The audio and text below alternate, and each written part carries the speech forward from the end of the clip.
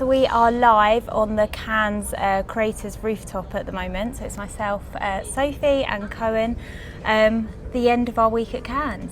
Yeah, it's been legendary, it's been epic, a little bit overwhelming, but really interesting to see where spend is being spent. Oh my gosh, And yeah. I definitely think that budgets aren't going anywhere, it's been reallocated.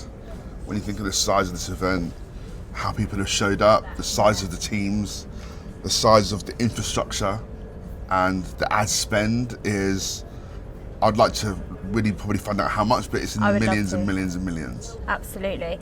And, you know, just to sort of share with everybody at home, the local trains have been branded, local buses have been branded, the path's been branded. I just don't think there's any area.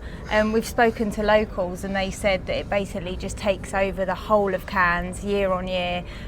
We went to an event that was up at a chateau that was up on the hill. It took about 15 minutes to get a taxi up there. Just over a mile away. Yeah, and so it just shows, even though the event is going on across the harbour and down the beach, it's going back outside of Cannes as well. Yeah. And a lot of people come to the event but don't actually purchase tickets to come into the event hub. They just stay at the executive events which are on the outside. We were at the Carlton yesterday. They had a Forbes event for the global CMOs. Yeah. They had LinkedIn had a rooftop out there as well. So it's just the scale and the magnitude of this event is like nothing I've ever been to before. Yeah. And like exactly to what you were saying, the marketing spend. And it's really interesting because we work with our clients and we do a lot of budget setting for the year, and a lot of the times clients have a lot of confusion around how much they should be setting aside, and we all know marketing's one of the first budgets to be cut when cuts are starting to be made, well, besides people, but marketing is one of the first. But if they're scaling back, it's certainly hard to see here. Yeah, I think, you know, this is going to be an outlier just because of the size and the history. They're 72 years old, so they know best practice. They've been doing it a very, very long time, and it's obviously evolving. Gone from just that exclusive, exec-only niche private event to opening it up to the point of now, you know, we can be parents and have our child here, and she's in the creche, you know, 6 floors down, security safe, having the time of her life. They are ahead of the game in some ways, but still restricted in other ways where they've normally been closed up. You know, on the 5th floor beneath us right now, there was a live press conference. We weren't told what that event is, what the press conference is, and we can't get in. So again, you know, it's like that fishbowl effect where you're on the outside and you're gazing in, you're looking in, and you're intrigued. But it's just, you know, it's so a privilege to be here and to represent a defining agency. So I'm so proud to be in this position. We're very lucky. But there's so much more that we could do, and I think that when clients are thinking about their budgets and their ICP, and I think often even I would advise, or I have advised founders, especially in startup space, especially without funding and they're bootstrapping, that don't go after an enterprise. Why? Because you have to be onboarded. It could take 18 months. Why? Because you want to have all your eggs in one basket. One basket. That's the end of the week for you. So if you're doing delivery and you have your entire team on one client, what happens if that client has an issue or a code red? What happens if that client ends up not moving forward? You have an entire team off the bench doing what?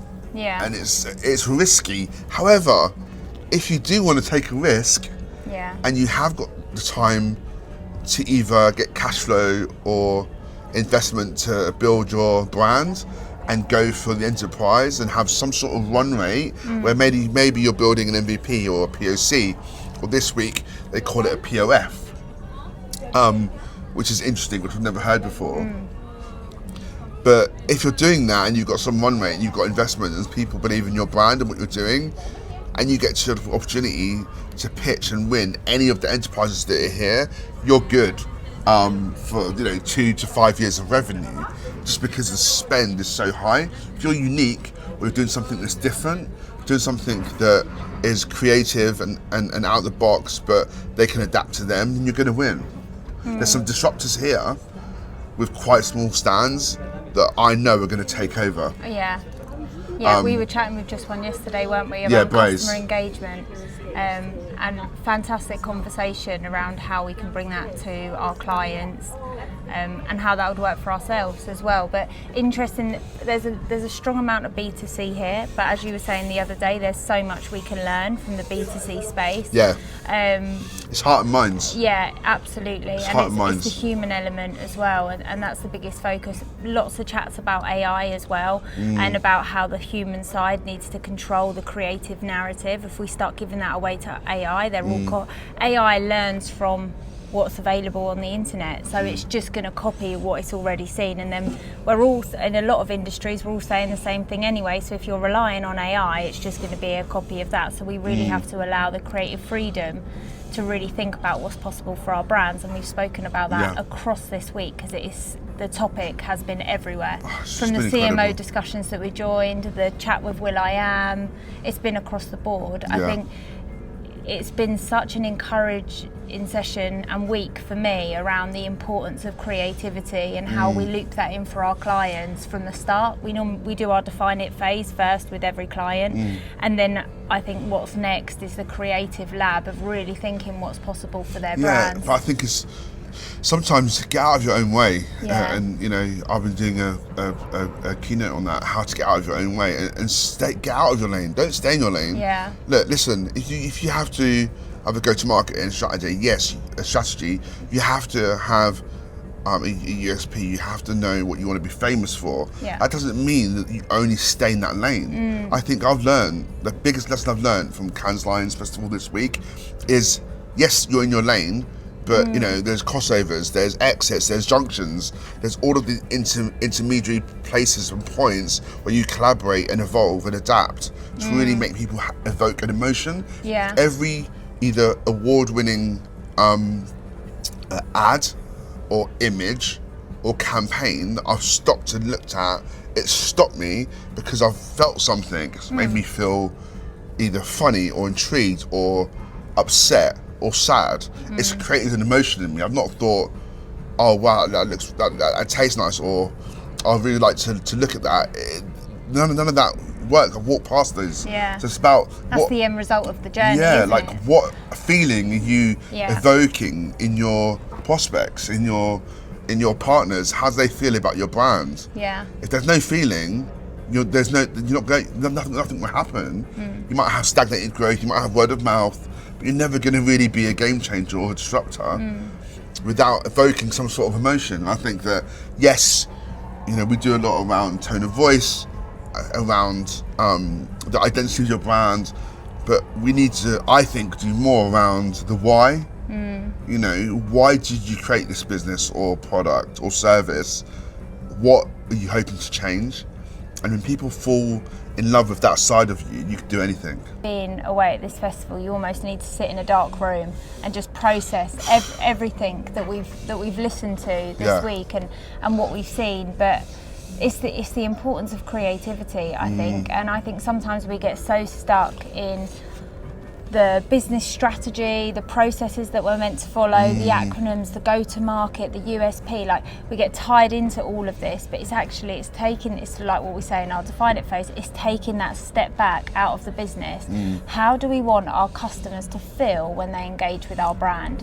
What do we want them to walk away with? And we say this before on a personal level, people won't remember what you say, but they'll remember how you made them feel. And one of the biggest things that I noticed, and I know this from the work we do with our clients, is the disruptive campaigns that get the most results. Absolutely. A little bit of swearing, play on words, stops people in their tracks, or as you were saying, like comedy.